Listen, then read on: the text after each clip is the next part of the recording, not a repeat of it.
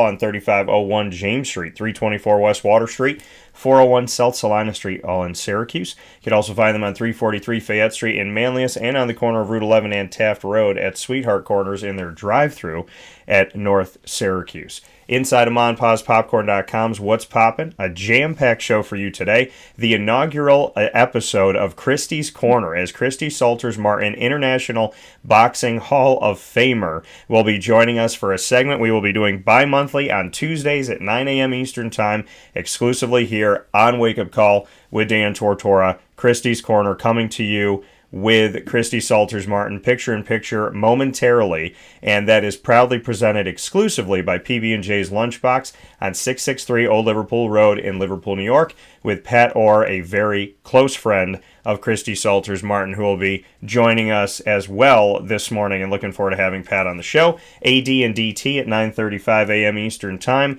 will feature Bob Beretta and I giving you bonus coverage of Moyne College athletics in our exclusive multimedia marketing partnership. And we will be discussing the Phins Phrenzy, I should say, here of the winter, and what we had at the Lemoyne women's and men's basketball game, double-header victories, and the fan and community event, and what Bob took away from that, and the great success of it, as I was there for it, and it was tremendous, and shout out to the Beeville Bees band. Then Tyler Lydon and Terrence Roberts in Hour 2 are going to join us, Syracuse Orange men's basketball alumni, and Terrence will bring us through the end of the show and help me out with the ingredients to success, proudly brought to you by Avicolli's. So, with that being said, I am honored, privileged, thankful, and grateful to call Miss Christy Salters Martin a good friend, and I'm happy to bring you Christy's Corner. Miss Martin, how are you? I'm well. Good morning, everybody. And thank you so much. And this is just awesome, and I can't wait to just keep moving forward every couple of weeks, talking with you and the fans out there that what we have going on in the boxing world, and with domestic violence, and just what we have going on out there. Yeah, and with this being our inaugural episode of Christy's Corner, I wanted to kind of just, share your story to some people who may not know. So for you to kind of just give a little intro about yourself and, the boxing world, as well as the fact that, adversity truly was and has been your middle name, and where you are today is because of the fight that you've had in the ring and out of the ring as well. Yeah, I am truly a coal miner's daughter from small town southern West Virginia, and just going through high school, played sports, getting into college, playing basketball. But somewhere along the line, I thought that doing a boxing contest would be just the ultimate competition, the ultimate challenge. And that's what I did. I signed up for a tough man contest, and I truly, the rest is history. From the tough man contest, I had a couple pro fights in Bristol, Tennessee. And then that's where I met Jim Martin, who became my trainer, my husband, and my abuser. From there, we went down to Florida, signed with Don King, the world's greatest boxing promoter. And I fought on the cards with Hall of Famer legends like Tyson, Lennox Lewis. I even fought on a show with Roberto Duran and Tommy Hearns, of course, not fighting each other, but opposite bouts. And just so many, Chavez, Trinidad, so many legends. I got to be part of their journey as well, fighting in Madison Square Garden, Caesar's Palace, all over, traveling all over the world on someone else's dime because of boxing. But the entire time, while I was having this great success in front of the camera, behind the camera, I was living in hell. Yeah. And Jim Martin was just so controlling and so emotionally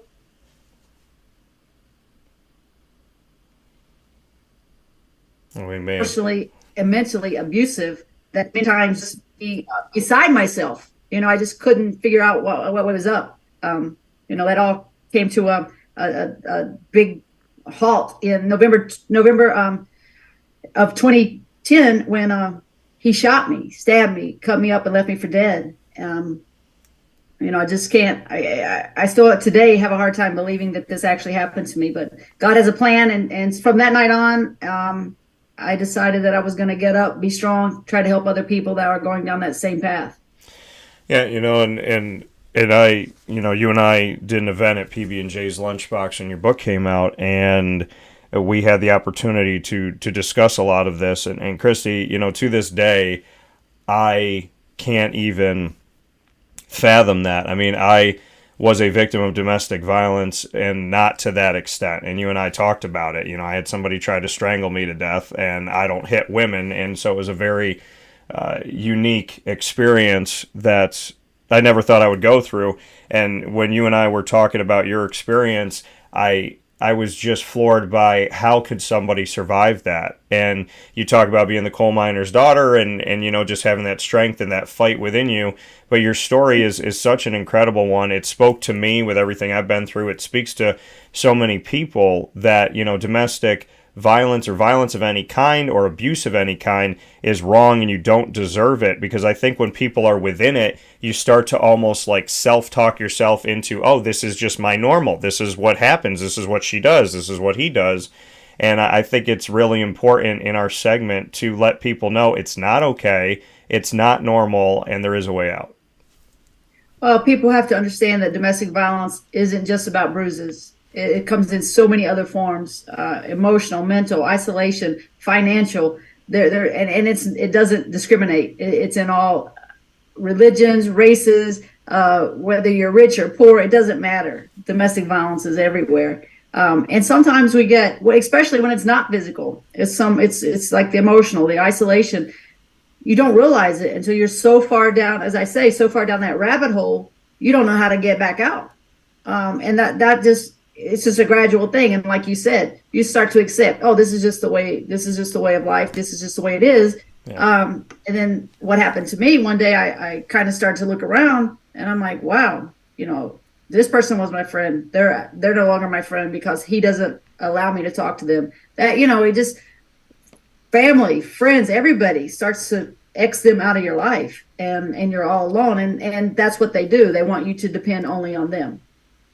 Yeah, and when you went, you know, through this isolation and this terrible experience, when did you start to realize and kind of, you know, like you said, and like we were talking about, you tried to say, oh no, this is my life now, this is normal, whatever. When did it click with you, like this isn't normal, something's happening, my friends are gone? Did you have like a turning point moment before that fateful day when everything went totally off the road? Was there a moment or two where you said to yourself, okay, you know what, I know that I'm kind of losing myself within all of this? You know, that's a great question. Jim Martin would tell me, even before I married him, that if I ever left him, he would kill me. I was 21 or 22 years old. You know, I kind of took it as a joke, really didn't take it seriously. I didn't believe him, you know, that he would really kill me. But somewhere, and I can't pinpoint the exact day, the exact time, the exact situation where I was, but it changed, and I knew that he would kill me whenever I decided to leave. And part of that was like so awesome. I mean, I was doing so much great things in front of the camera, in the boxing ring, getting to travel, getting to meet these really great people, being promoted by Don King. I didn't want to lose that. So I stayed with him, and I took what I took behind the scenes. That's that, you know, I many times try to think back, where did I know that this is how it was going to end? I don't know that exact moment. I just know that on November 20th, 2010, I knew that's how it was going to end. Christy Salters Martin here with us in an exclusive segment, bi-monthly, premiering today on Wake Up Call. Christy's Corner, proudly presented exclusively by PB&J's Lunchbox on 663 Old Liverpool Road in Liverpool, New York. You do so much to pay it forward now, Christy. Not only did you get through your abuse and advance forward out of it, and what some would consider insurmountable odds, but you try to help other people do the same. And I'd love for you to speak on what you do and what you call it, because it's a beautiful thing to be a champion for others and to help other people to know, to get out that it's not okay before it reaches a level like it reached with you. Absolutely. We have Christy's Champs, and we're all over social media. So anybody out there that needs help or just wants to reach us, reach out to me. I check the messages. It may take me a day or two, but I personally am the one that gets the messages. one of the things that we do, we try to put computers in local boxing gyms. And I know there's such a question about how does boxing and domestic violence work? Well, number one, that's who I am. But it absolutely works, because the kids that are coming to boxing gyms are usually the kids that are coming from a home that everything just isn't perfect. Or you wouldn't really want to go to the boxing gym. You're going to the boxing gym because you have this frustration usually. You know, you want to hit something. That's why you end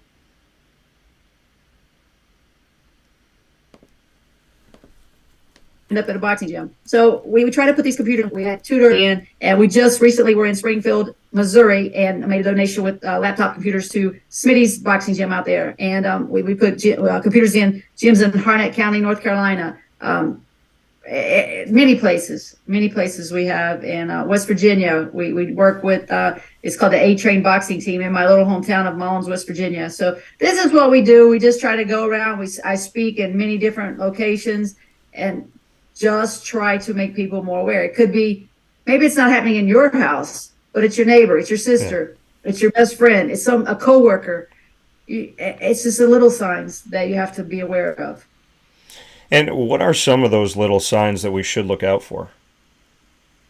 You know, one of the things that I find is always you go out with a couple, and continually he or she puts the other one down. Yeah. In what seems to be a playful manner, but when you do it over and over, and this is a pattern, then there might be a little something behind that. But that's definitely one of the things. Or every time you ask a friend, hey, would you like to have lunch? Would you like to come, to an event? No, I can't. My partner doesn't want me to. Or, it's little things that you can catch on. And it might be even little hints that somebody's trying to drop to you to see if you catch it. And they're actually reaching out for help without saying, I need your help. It's a hard thing to do, though. It's a hard thing to ask.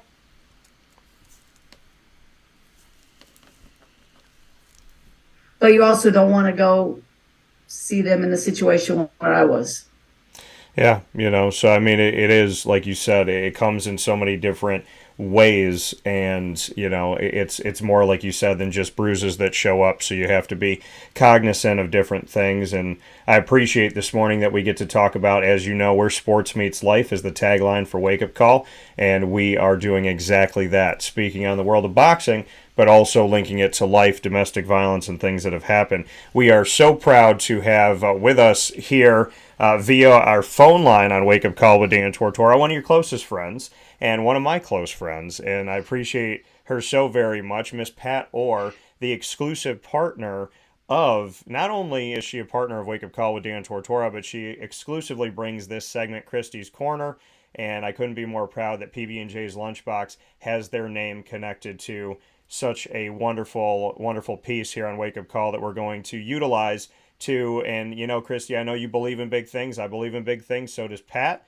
I'm going to use this thing to change the world. We all are, because these conversations can help save lives, and we're going to have fun. We're going to laugh. We're going to have a good time, and hopefully brighten up people's mornings as we try to do. So with that being said, somebody who brightens up my mornings and always gives me a laugh, Miss Pat Orr is on the line. Pat, how are you? I'm good. How are you guys? Doing very well. So, Pat. Morning, Pat. And Pat, do you have a question for, I know, a good friend of yours, and I know that you probably had many a time where you've gotten to talk about different things, but do you have a question for Christy this morning that you'd like to share today? Let me see. I know Christy's doing a lot of traveling, speaking about the book and stuff, and doing signings. Are there any places that you would like to go to do a book signing in front of a certain group or anybody like that?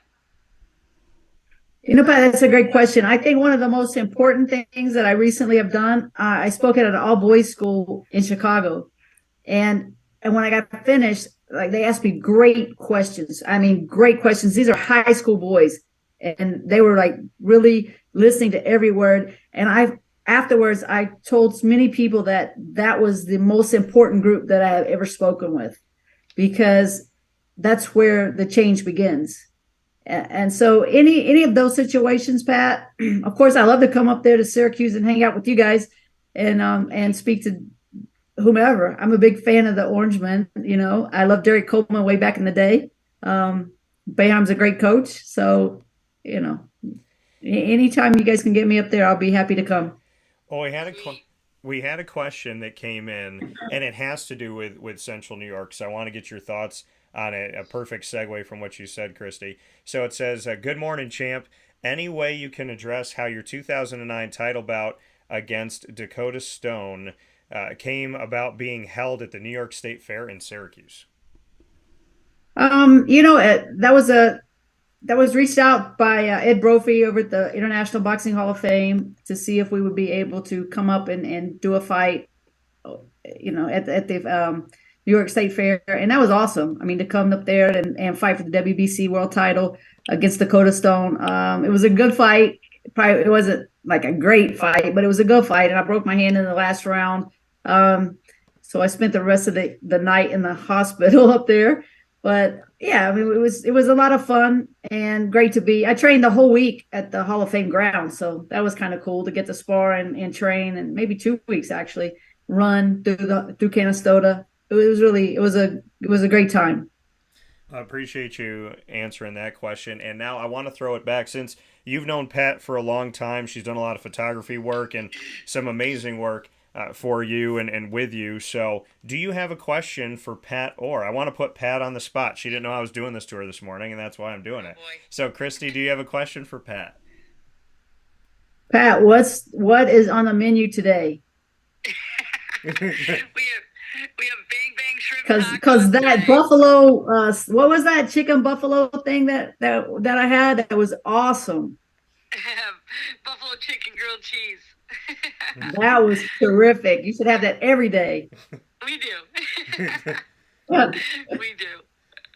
So what's on the menu today, would you say, Pat? We got bang bang shrimp tacos today. Bang bang shrimp tacos. And I do want to let people know, and Pat, I hope you're okay with this, but, and Christy, you know this too, I know this, they say imitation is the highest form of flattery. I also think it's being a jerk. So for those that are doing the bang bang shrimp and trying to do it, I want to let people know that Pat is the master of it, and anybody else is simply a poser. So please go to PB&J's for the bang bang shrimp tots, because they are amazing. They were on the food truck, and they still are on the food truck, but you've now moved them to the restaurant full time, correct? Absolutely. So with this segment, obviously we're looking to do a lot of different things, bring people positivity, some knowledge, some wisdom, talk about obviously boxing and life in general.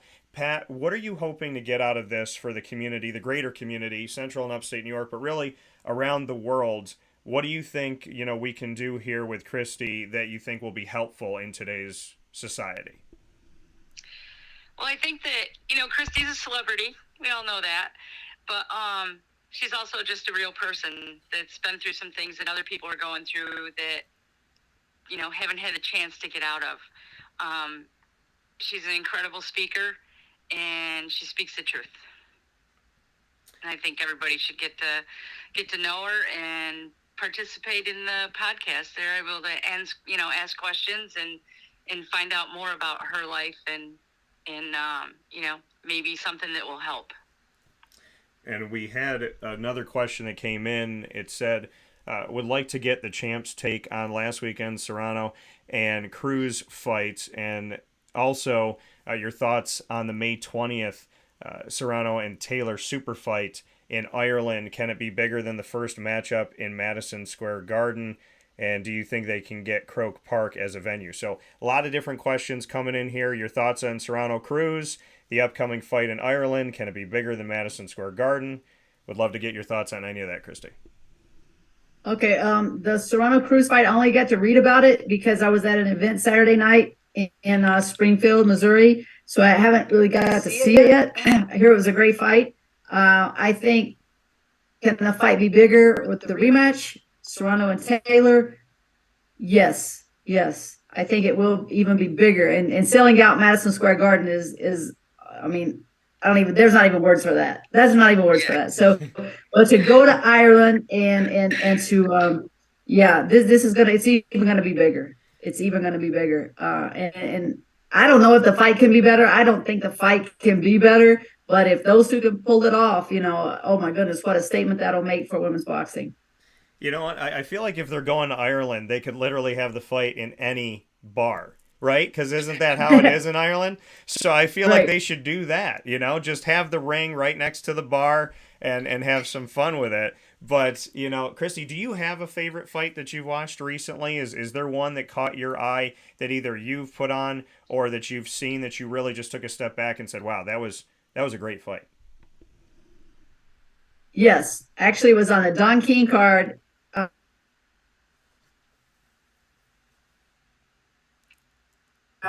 January 21st, a kid from Colombia. His name was Juan Rodriguez. Fight of the year, if it were on Showtime or pay-per-view where more people would have seen it. This was a war. So if you can go out there and find it, Ian Green's last fight, and Ian Green is such a great young man. I'm a huge fan. But that was the best fight I've seen in a very, very long time. Pat, do you have a favorite one that you've gone out for and shot photography-wise?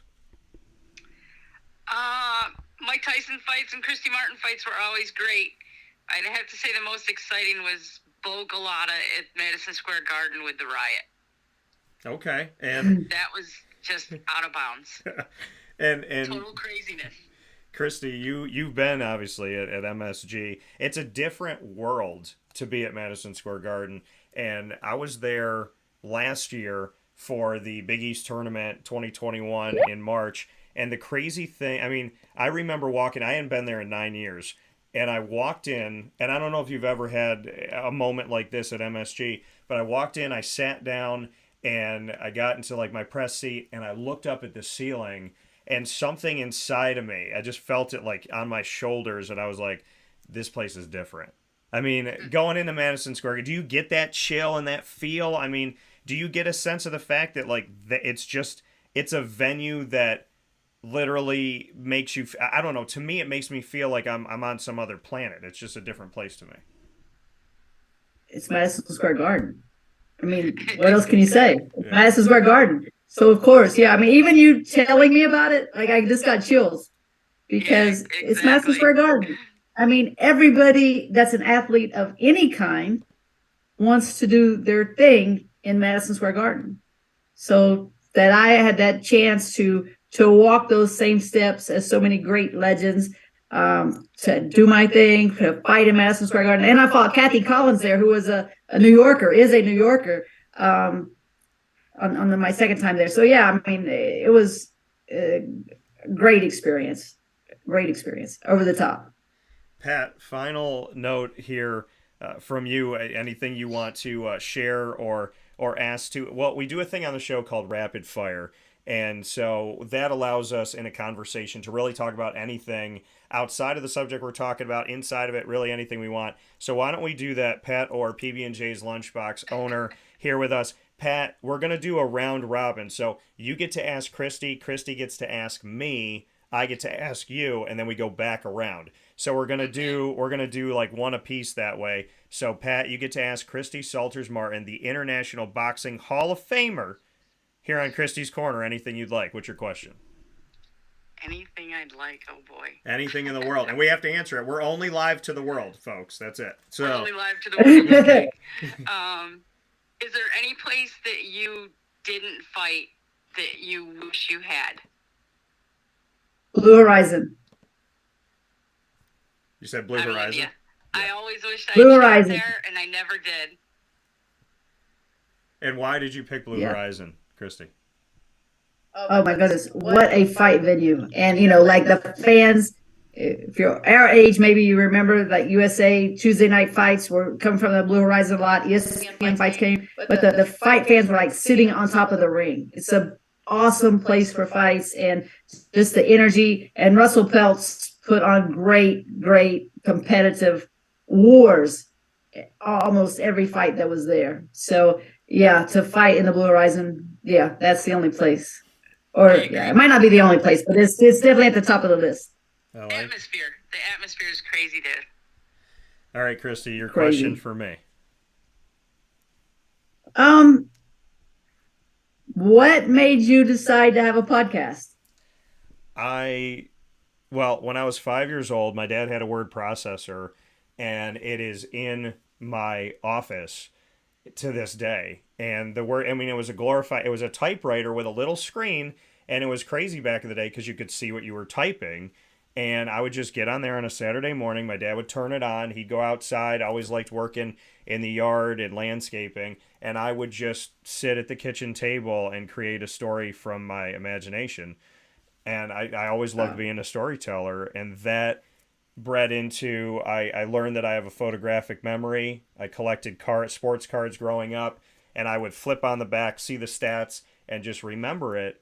And so I played sports. I fell in love with, like collecting cards and being connected to all of that, telling stories, and it just create. And then I'm not really afraid to go out there and walk into a room full of strangers and make a bunch of friends. So the broadcasting world just kind of felt right. And that was over 19 years ago. I had my 20th anniversary this November, which is nuts.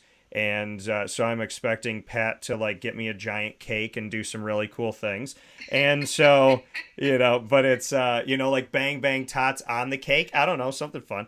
But, so yeah, I mean, I always had it in me to be a storyteller, and sportscasting worked first, and I branched out in other things. But I also like doing comedy, and I like screenwriting. So I'm hoping that God will help to guide me into places where I can tell more stories with more people in even more unique ways. cool. Nice. That's awesome. So my question for Pat, this is fun. So okay, my question for Pat, Miss Orr, if there it was anywhere you could go on vacation right now, it's a three-part question. You go somewhere you've never been before. Where do you go? You could take one person that you know, and you could take one celebrity.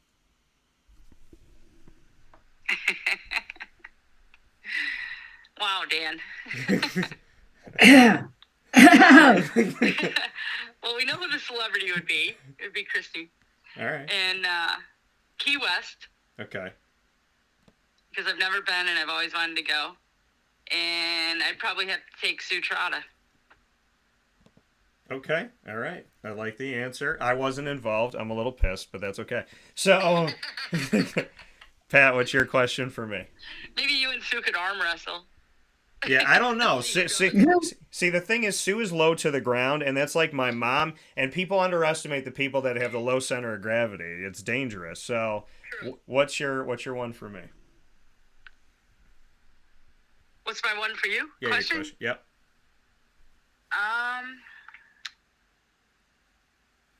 Let's see. I'd have to ask, of all the interviews you've ever done, which one just was over the top for you? That I appreciate the question. That's hard because there's on Wake Up Call we've had, I think at this point we've had at least 3,500 guests, and the stories are all different, and they're all amazing. I can tell you the two people that were rude of the 3,500. There was two rude people, and they both played for the New York. Yeah, they both played for the New York Jets, so they need to fix that. But yeah, I think maybe I just caught them on a bad day because one of them follows me on Instagram now, so cool for that. But I would say that of everybody's story, it's really tough for me to answer because it's like with Christy's story, it spoke to me in a personal way, and in a lot of like I took a lot away from it that helped me to know that you're gonna be okay. And I don't think, Christy, I don't think you know this, but I mean, that one conversation with you, that one interaction made me want to work with you for the rest of my life. So, kudos to you for the effect that you have on people in a short amount of time. I would probably say Floyd Little as well. I mean, Floyd's one of yeah, Floyd's one of my best friends. He always will be. And we got to know each other over 8 years, all up to, like the year before he passed. And I'll never forget, I was at a crossroads in my life, in my career, and I didn't know what to do, and I was working at a traditional radio station. I was being vastly disrespected, underutilized, underpaid, and I didn't know what I wanted. I didn't know what to do next. I knew I wanted to start my company, but I didn't want to start it at that time. I was 26, and I met with Floyd, and we talked in his office, and he looked at me, and he used to speak. Anybody that knew Floyd knew that he would speak. He would be loud, and then he'd be soft. And so he said, he goes, I said, Floyd, I don't know what to do. And I was on the verge of like crying. I was like, I'm dealing with a lot of abuse at this radio station. There's a lot of verbal abuse that goes on. There's a lot of hate that goes on here. I don't know what to do. I don't know what avenue to take. How do I start my company type of thing? And he looked at me and he goes, Dan, you got that aura about you. He said, well, some people have, he goes, some people, when you walk in the room, you just see it. You see their success. You see they're going to be successful. You see that they got it. They got that aura. And he said, and you got that. You're going to be okay. You're going to be successful. He goes, I see it. I know it. And I told him, I said, I don't think you know that it was you, my grandmother, and my parents that really got me to take that step. And I'll never forget that. And I really, honestly, I'm fighting tears back right now because he changed my life and he didn't even know that he did. And when I got to tell him that, that was amazing. And to this day, I still go to Syracuse football games. I go to the press room and I wait for that man to turn around because there was a ton of people there. Everybody wanted to talk to Floyd, a Hall of Famer himself. And he would turn around and he would go, Dan, there he is. And he'd give me a giant hug. And I miss those hugs like crazy. So hold those people close that you love, folks. He's the ultimate ambassador for SU. He was just incredible on the field, talking to the fans and the players, the refs, and everything. He definitely had an aura about him. Yeah, and in his 70s, that man could still run through a brick wall. And I told him, I said, Floyd, you can play. He's like, think so? I was like, Floyd, you can play. So, but an incredible person, and God bless him in heaven, and his wife, Deborah, and his family here. Christy, my question for you, somebody sent one in, and I think that it's something I wanted to kind of lean into as well. They asked how much input you had on your overall production of your Netflix documentary, and were you happy with the product and the message? So I'm going to kind of second that and ask your thoughts. Good question. I actually had very little input on how the Netflix documentary was put together, but I feel like I think it was a great documentary, and I feel like it was very fair to me. I feel like it was fair to everybody. I mean, they spoke with my mother, my father, even Jim. So everybody got a chance to say how they saw the life progress, I guess. I thought it was great. And I have had so many messages from around the world, literally around the world, regarding the Netflix documentary. And the surprising group that messaged me was fathers, because I just never expected that men would take the time to send me a message, and they did, and would say, I'm so glad that you're out there doing this, because it opened up a conversation with my daughter. And I mean, I got that same message from many, many different fathers from literally around the world. And that's amazing. And shout out to those dads that got so moved by the documentary and by your story that they were willing to open up that door and have that conversation, and to tell you that they did so, because that's a humbling experience for them, for sure. Christy, you're the final note in this inaugural episode of Christy's Corner, exclusively on Wake Up Call, brought to you by PB&J's Lunchbox. We'll go to PB&J's Lunchbox owner, Pat Orr. Christy, what is your question for Pat? Oh my. Pat, where are we going to spend retirement? Florida. I second that. Agreed. No argument there. And During hurricane season, I'll probably come up here.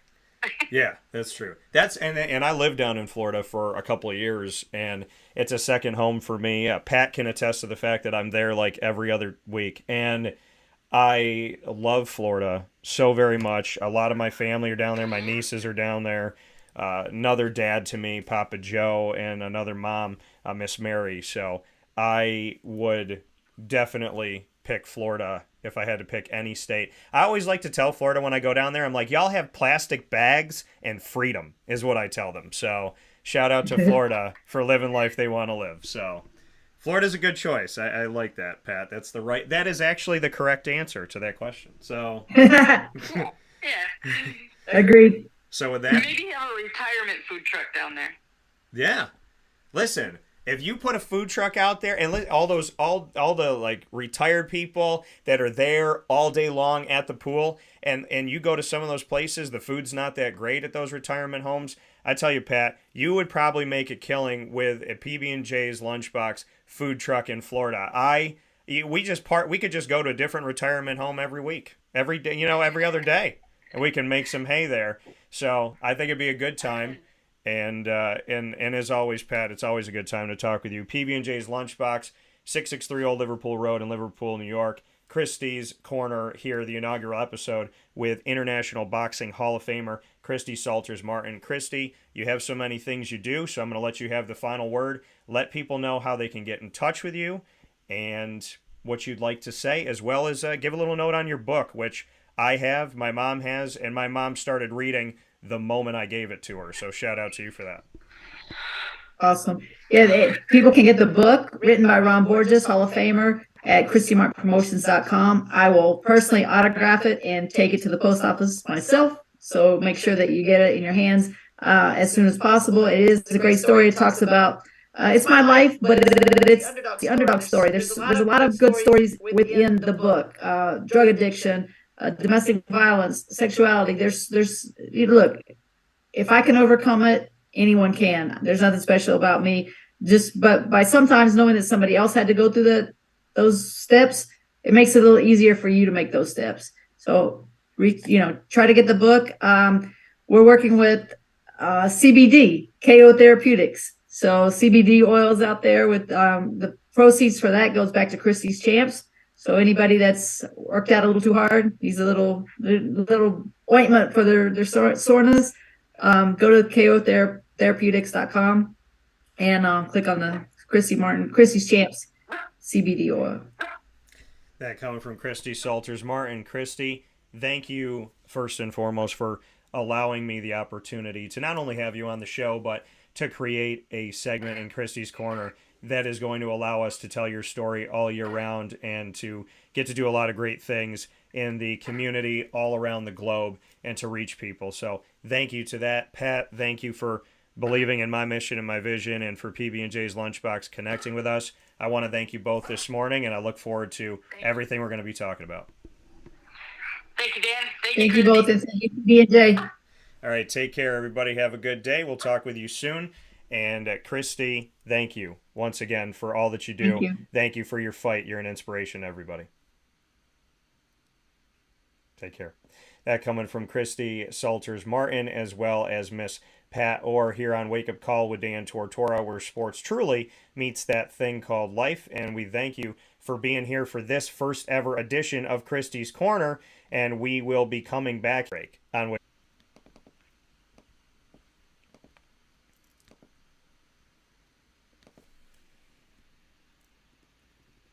Carvel DeWitt, it's what happy tastes like. Do you know why? Because we make ice cream. Creamy, rich, flavorful ice cream. Not yogurt or iced milk like some of our competitors. Ice cream. Fresh, by hand, daily. For the calorie conscious, we have something new for you. Our new Carvelite. Same great flavor, creaminess, and texture of our regular ice cream with only 35 calories an ounce. So whether you want an ice cream cake, flying saucer, dasher, carvalanche, hard or soft ice cream, we will satisfy your craving with our fresh, handmade regular or new Carvelite ice cream. Carvel DeWitt. It's what happy tastes like.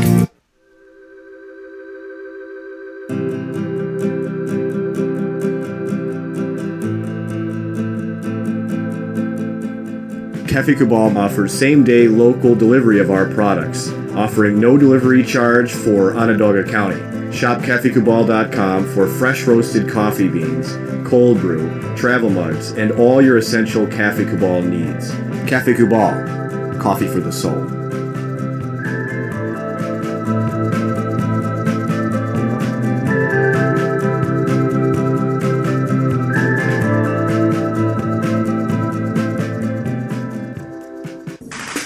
The Wildcat Sports Pub in Camillus, New York is located on 3680 Milton Avenue in the Home Depot Plaza. It is your family-friendly sports bar and restaurant. Folks, some sports bars aren't family-friendly. Some family-friendly restaurants are not sports bars. The Wildcat Sports Pub in Camillus, New York is proud to be both. It is that marriage that you've been looking for years. The Wildcat Sports Pub is your home base for your sports bar and restaurant needs, games for the kids, indoor and outdoor activities, and enough things on the menu to come back every single week and get to try something new. They're open Sundays from noon to 8 p.m., Monday through Wednesday, 11 a.m. to 11 p.m., and Thursday through Saturday from 11 a.m. to midnight. For reservations and party information, call 315-487-2222 for the Wildcat family-friendly sports pub and restaurant.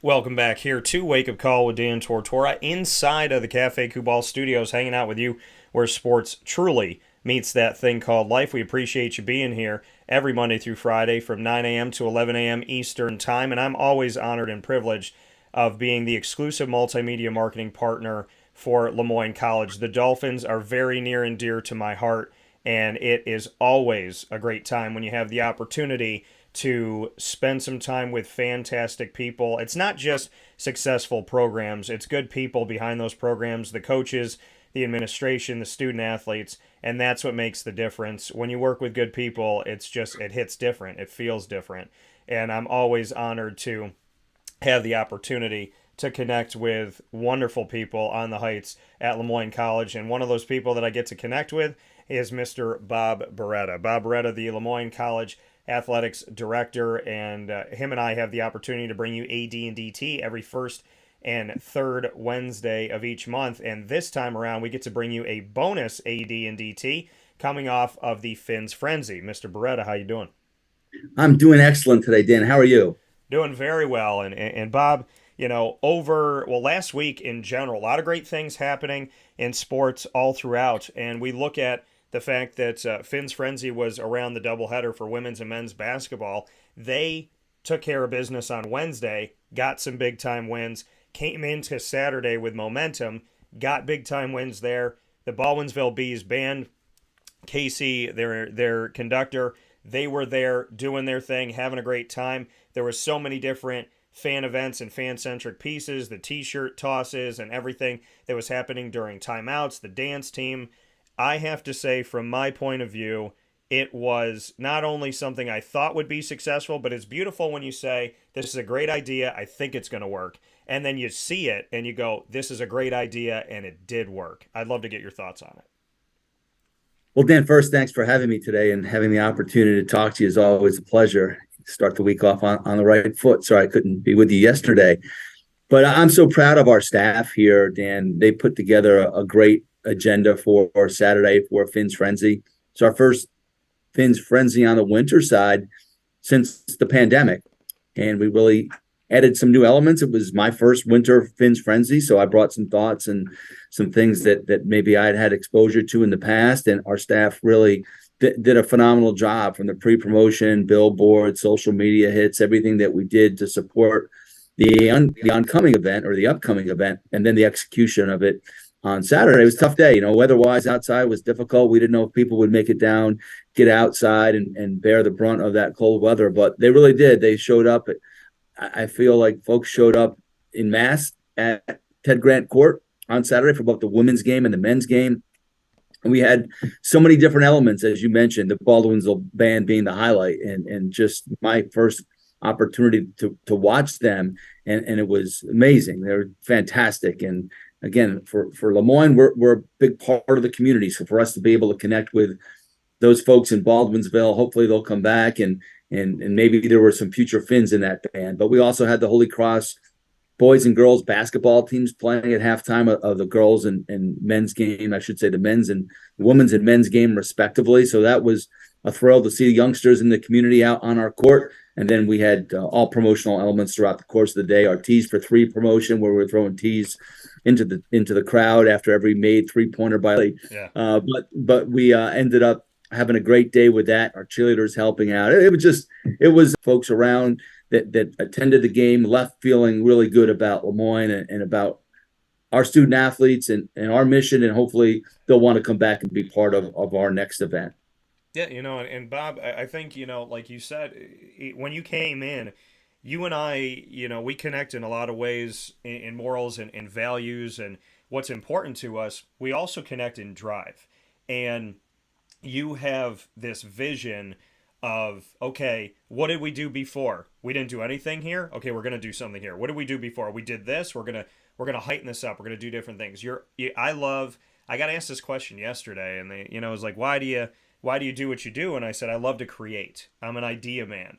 And once I create something, I want to go create something else. And I just have that passion. You and I don't sleep. I'm doing a better job at it. I had to because I got my tail kicked by a sinus infection.